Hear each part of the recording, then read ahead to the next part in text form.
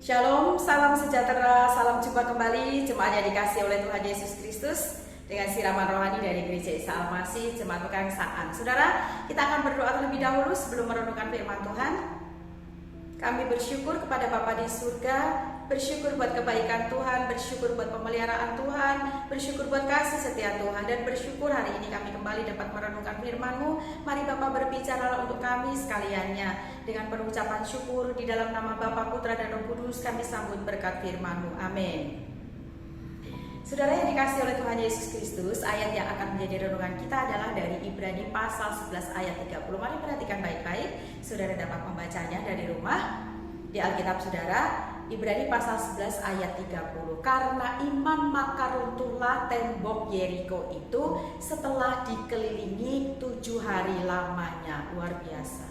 Saudara, satu kali ada ibu bersama dengan putrinya itu ada dalam penerbangan.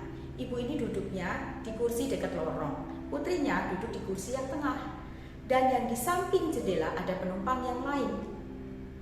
Karena putrinya ini punya kebiasaan, punya kesenangan, senang banget dia itu menyaksikan pemandangan yang ada di bawah dari atas cabin ketika pesawat itu akan landing. Karena duduknya tidak dekat jendela, maka si anak ini meminta kepada ibunya untuk memintakan kepada penumpang yang duduk dekat jendela untuk tukar tempat. Lalu ibu itu mulai meminta, maaf Tuhan, boleh nggak tukar tempat? Anakku itu senang untuk lihat pemandangan yang di bawah, makanya dia tuh sebenarnya senang duduk dekat jendela. Boleh nggak tukar tempatnya? Saudara, pria itu kemudian menjawab ibu ini, kalaupun toh saya bersedia tukar tempat, tapi satu hal yang ibu perlu ingat, tidak setiap permintaan putrimu harus dituruti. Itu mengajarkan kepada kita, gak setiap permintaan kita itu harus diikuti. Gak setiap apa yang kita inginkan itu harus terwujudkan.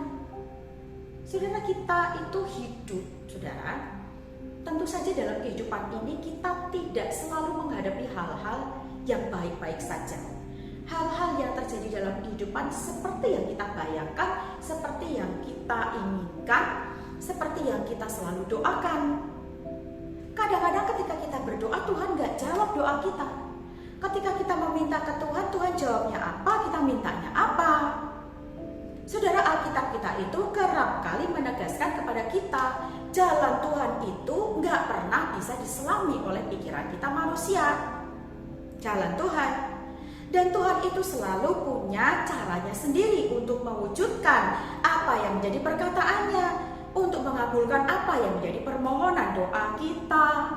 Itu yang betul. Tetapi yang kita jumpai, berapa banyak orang-orang Kristen yang ketika meminta, mengajukan permintaan doa kepada Tuhan dan doanya nggak dikabulkan, maka yang disampaikan adalah, ya sudah, Tuhan nggak kabulkan. Kemarin-kemarin kan saya minta dukungan doa, nggak pernah didoakan. Kemarin-kemarin saya minta kepada Tuhan, nggak pernah dikabulkan. Berapa lama saya tunggu ini, Tuhan nggak segera mengabulkan, maka nggak ada Tuhan lagi. Nggak harus aku percaya Tuhan lagi. Tuhan di mana pedulimu Tuhan? Itu yang terjadi. Sekali lagi, karena kita mengukur segala sesuatunya itu dengan pikiran kita sebagai manusia. Mari perhatikan banyak hal yang tidak dapat kita selami. Jalan-jalan Allah dengan apa yang ada di pikiran kita, dengan kekuatan kita, pikiran kita sebagai manusia itu nggak mudah, saudara. Seperti halnya tembok Yeriko. Tembok Yeriko itu tingginya 14 meter, lebarnya 6 meter, dan temboknya itu 2 lapis.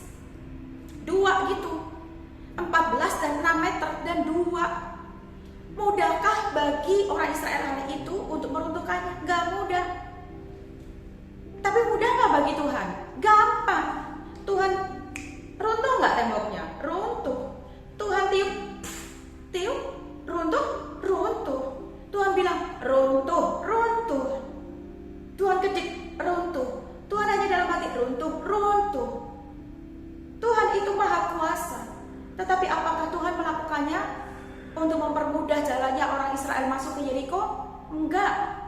Tuhan malah memerintahkan kelilingi tembok itu. 7 hari loh dikelilingi. Hari pertama, tapi gak boleh bersuara. Lalu apa yang diminta oleh Tuhan? Ketaatan, yes. Kesetiaan, betul.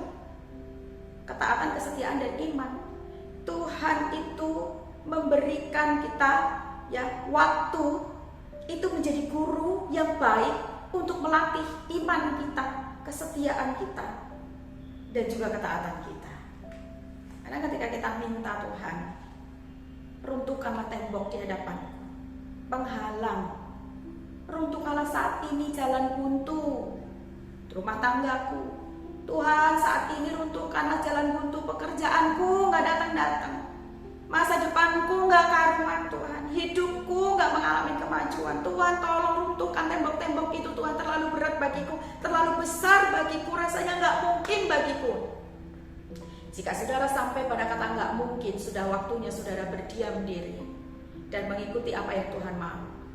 Mempersilahkan dan memberikan Tuhan mengambil yang menjadi bagiannya, yaitu melakukan yang menjadi bagiannya, yaitu yang tidak dapat kita lakukan. Yang hanya dapat kita lakukan adalah apa?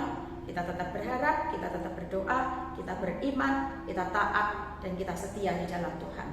Maka disitulah kita akan dapat melihat bagaimana campur tangan Tuhan, bagaimana tangan Tuhan akan bekerja dengan dahsyatnya dan dengan hebatnya, saudara.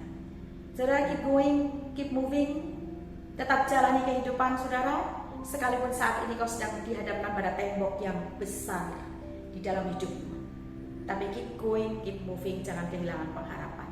Tetap taat, tetap setia.